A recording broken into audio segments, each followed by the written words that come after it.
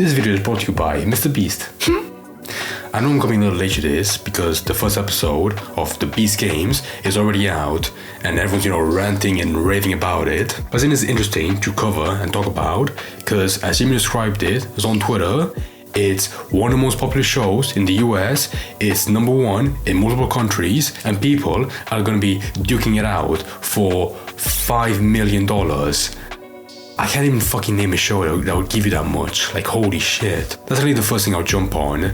Just sticking to the tradition of Mr. Beast, if you go and watch the first episode up on YouTube for you to watch, they literally have a part being like, okay, if you're too much of a pussy to go for the 5 million, you can quit right now and get 1 million. But every person that quits has to share that 1 million.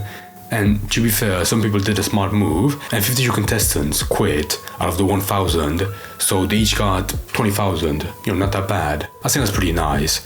But it's easy to forget that, despite all the energy, some people can really go through all the screening, all the testing, and still leave the game show with absolutely nothing. So it's good to see some people, leave quickly with a nice hefty amount in the pocket. The next challenge after that, I'll be frank, it was a bit underwhelming, where then each person from that row that you can see has to volunteer to quit in order to save the vertical row of all the other contestants. Really thinking right now, I probably should have taken that 20K. So if you didn't take the money to go home, why would you sacrifice yourself for the team? Yeah, that looks fucking lame. And then the next bizarre thing is that the way they leave, if you sacrifice yourself, you don't get escorted out. The fucking panel under you will simply...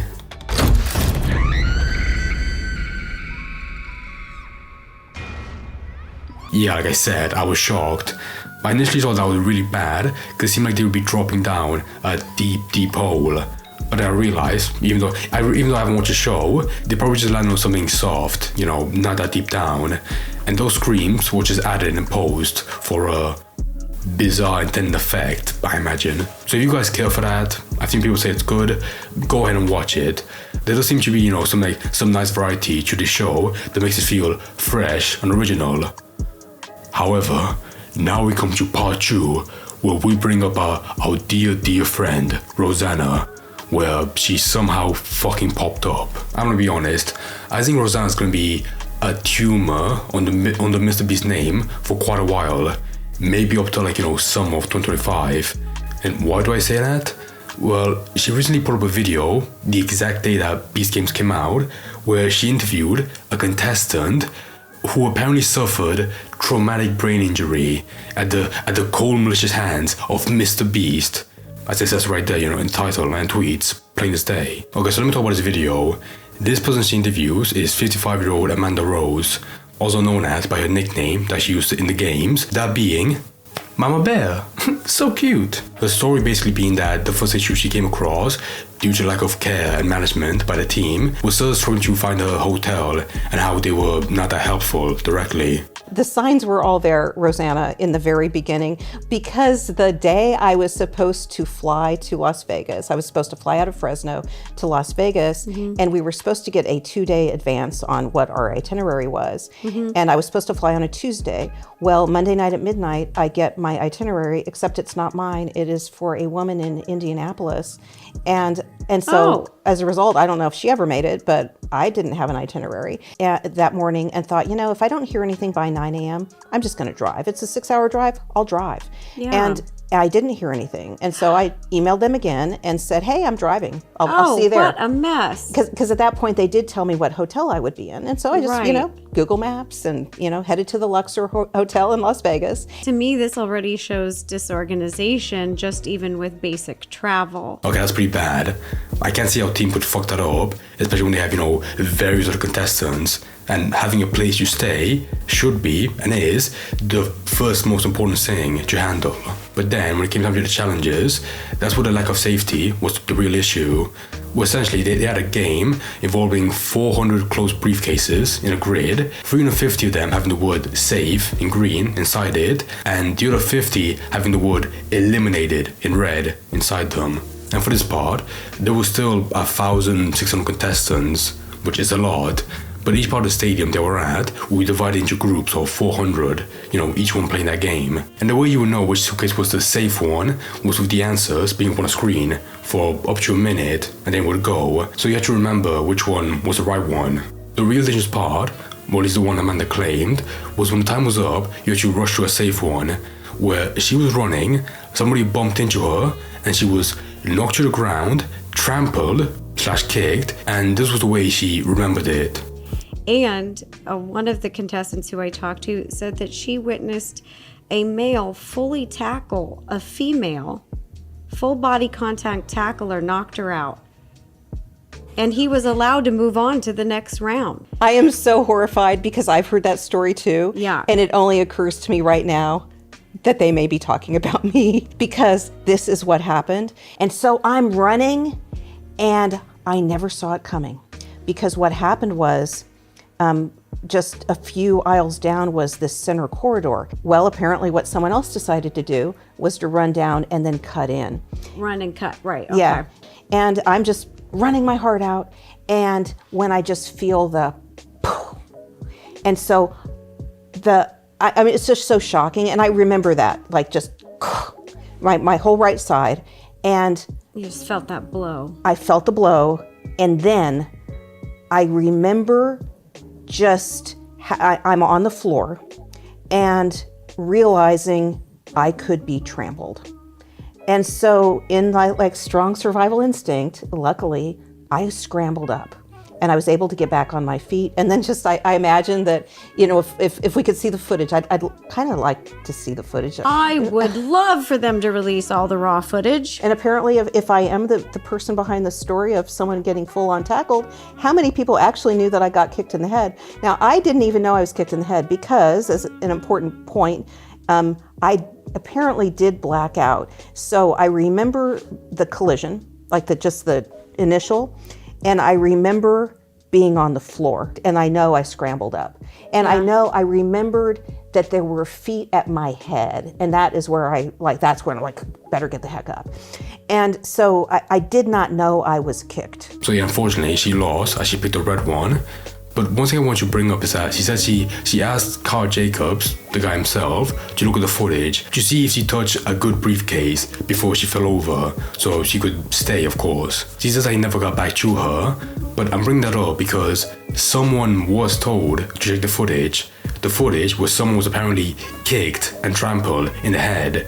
So I just think it's a bit far-fetched to say, someone's requested you look at it, including the various camera people that look at what's going on, and they just ignored something that bad going on and now referring them to a medical team, even then or after she left. If you go back to the story, she drove back home, which I believe she said was 6 hours, and that was literally the next day, when yesterday she suffered an injury that she refers to as a concussion throughout the whole video. And then tomorrow being when she encounters signs like a goose egg on the back of her head, as well as headaches and nausea. This then started off frequent checkups to a doctor, where she would weekly do, tests like concussion battery scores to see the progress of how her brain was getting better.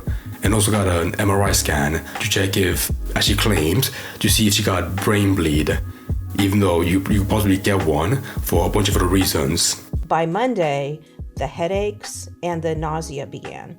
And that is when I realized I must have a concussion. And so I went to urgent care and I was diagnosed with that and with a left bruised rib. They did an x-ray to see if there was any sign of evidence that it was broken. Oh my gosh, you had a bruised rib? Well, and I was kicked in the calves. So I had bruising on my calves as well. And she would do this concussion battery score on me every week. And it's what she does for her high school football players or, the high schoolers who are injured. And so we're doing this little concussion battery every week. And that is when she ordered an MRI. So up to that point, I had not received an MRI, which by the way, that's the key tool that they use to assess whether you've had a brain bleed. And the fact that I did not receive an MRI in Las Vegas, as I look back, I'm horrified because that is when they identify a brain bleed, their concern and the reason they try to identify it is you can die in your sleep. She didn't talk about how she sent this diagnosis, which might detail a concussion, I don't know, to the Mr. Beast team, where they really didn't do much. I was in contact with him in that first week. And so the urgent care visit was on a Monday. And I sent a photo of like the diagnosis to a Mr. Beast producer. And so I'm sure it went into my profile that I have a concussion. And then I sent him another email in mid-September kind of with the same flavor and didn't hear back on that either. Ghosted. Yes. But the doctor is definitely having me focus on a 1-year trajectory. And I made that realization in September. And so that would have been about 8 weeks, realizing how difficult this was going to be. My God, what a sad story. I should mention now as well that Rosanna opened a GoFundMe for Amanda to help her pay for her medical shit, and plus the work that she missed on from the injury. And as scummy as I think she is, I can't shame her for something that's legitimately nice. What I can shame her for is obscuring some details and blowing up a story to make a completely different fucking narrative. I know these twists are really gay, but I just want you to do it now, because there is some stuff, a lot of stuff that should be called out, and it would make sense, to get to this part without the build-up or the context. For one, a detail I think should have been made more clear, because it will definitely fly over some people's heads, including mine initially, is the fact that Amanda was, I don't know what you call it, but she was in the prologue of the Beast Games, the one long ass before, for YouTube, before the Amazon one. And that's not just an assumption. Rosanna very clearly wants to paint that picture with the title Mr. Beast's new show, in bracket, Beast Games. So it's trying to create an impression that this new show out now on Amazon Prime is very unsafe, where people are actively getting hurt and it's just being, brushed under the rug. Now, let me make this clear. I'm in no way trying to defend the pre-Beast Games back in July when that one was recorded. There are a lot of accounts from contestants saying how horrible the conditions were, which includes that story about that piece of set landing on a person. It was also in that preliminary where that lawsuit stemmed from that's still going on right now. Amanda's not part of it, other people are doing it, but she did go for the same shit that the other people are alleging they did as well. So I'm gonna use this article by the New York Times called "Willing to Die for Mr. Beast and $5 million" to prove that Amanda was in the first test and not in the Amazon Prime show. That's definitely way more structured and safer than fucking Rosanna's making it seem. For one, in the video, Amanda shares the same story about the bad food, like the small rations, that was also mentioned in the article. And they fed us our first tiny little meal. Oh my goodness, we could talk for hours just about truly the food was austere. And also, she went to Nevada and Las Vegas back in July for filming 5 months ago, as opposed to where the new episodes were shot in Canada. Plus, not to mention, I've seen nothing about this briefcase game from the show or from the trailers, so it was definitely, a scrap challenge as well. I don't think Amanda is intentionally arranging a story to make it seem like the new show is still unsafe. I just think it goes to show the unprofessionality of Rosanna and how she's almost blinded by bad faith that she can't even cover a story properly at all. But now, I sort of want you delve into the account from Amanda, because one thing I've been reserved on is how crazy she is and her story as well. Okay, for one, I don't even think she mentioned once why she believes she was kicked in the head.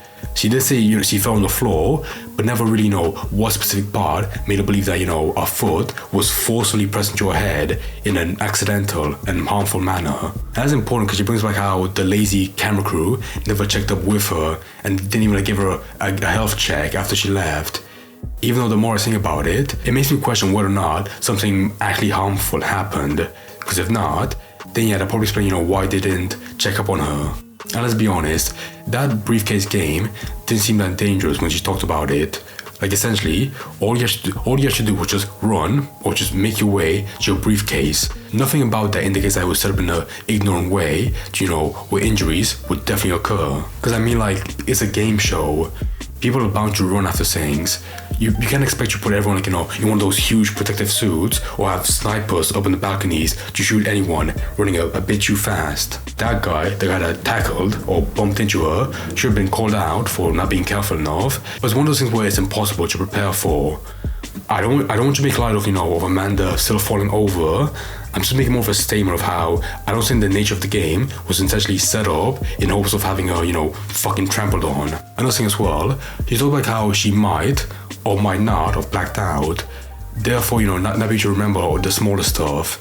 And I find that weird because, I feel like you would remember if you did. It's not like, a 50-50 thing. Now, I didn't even know I was kicked in the head because, as an important point, I apparently did black out. So I remember the collision, like So already, there seem to be some parts she's not sure about.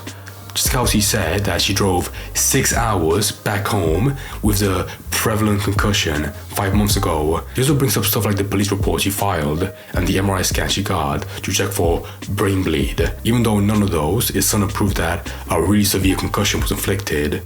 Because the police report is just that, a report, and an MRI scan is done for various other reasons, not just to prove brain bleed, which she also didn't state what was found in that scan. So it makes no sense. Again, I don't want you to discredit the other symptoms like headaches and nausea she said that she has, but I feel that you make a point of how much harm she was under and how little of a shit the Beast team gave. The footage of that then recording should be released, which Rosanna even calls out for in the video, and that's fair. So there are some crazy parts in Amanda's story, but why did I say she herself was crazy? Well, she has her own channel called Eat Like a Bear, where it has a video called I Was Kicked in the Head at Beast Games. I was kicked in the head as a contestant on Beast Games. I'm in a year-long recovery from a traumatic brain injury, should I recover fully. In the 5 months since the injury, I've been under a non-disclosure agreement and have not been able to speak out. My story is both the best and the worst of YouTube, all wrapped into one. I entered Beast Games as the official game theorist, and I left with a brain injury so severe that I would find myself reporting the incident to the Las Vegas Police Department. And it's one of the worst 2 hours you can spend with your life, because the video is fucking horrendous. For one, the story she accounts is a near identical to the one she gave in Rosanna's video, so nothing new. Second, she doesn't show any proof of the scans or reports from a doctor as evidence. She instead fucking puts up a picture of her own son's face, including a DM interaction where you can just see the poor bastard's name. And third of all, she never shuts the fuck up about her nickname Mama Bear, how smart she is, or about Mad Pat, the game theorist, for some fucking reason. Give a speech about the end of Mama Bear, okay? This is the end of Mama Bear speech. We do my farewell to Mama Bear thing. That was the end of the character Mama Bear. You could get a case on this side with one hand and this side with the other hand. And so that is where my mind was. I'm not gonna ever win, get first in any kind of athletic competition. But my mental game is on point. Thinking through my odds, my PhD minor is in statistics. And yes, it involves Matt Pat. But one of them was Matthew Patrick of Theorists. We all know Matt Pat. We're just Matt Pat crazy. And I'm Stephanie crazy too, just to say. And it made us wonder, is Matt Pat gonna be on Beast Games? And yeah, are you gonna bring on other YouTubers? Are you gonna bring on Matt Pat? Because I could kick his butt. Hey, Alistair. Hey, Alistair. We just wanted to say hi real quick, even though we don't know who you are. I was gonna say, I'm sorry that you can't be here in person at Vid Summit, but you get the next best thing even. This doesn't go far to discredit her experience, but for me, it's a huge red flag when someone takes the time in the spotlight to talk about random shit that no one cares about and fails to procure any evidence, like medical reports, which she should definitely have after 5 months of healing from a quote-unquote concussion. So let me set up some insurance for the future if she becomes a long-running character. I don't doubt the poor experience she had at the old Beast Games, because there is a lot of other people that share the same sentiment as her.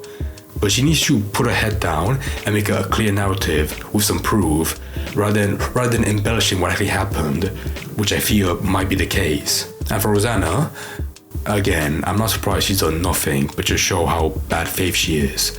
So I really can't this new Beast Game show is just like Squid Games, which a lot of people are saying simply because Mr. Beast is rich and bad.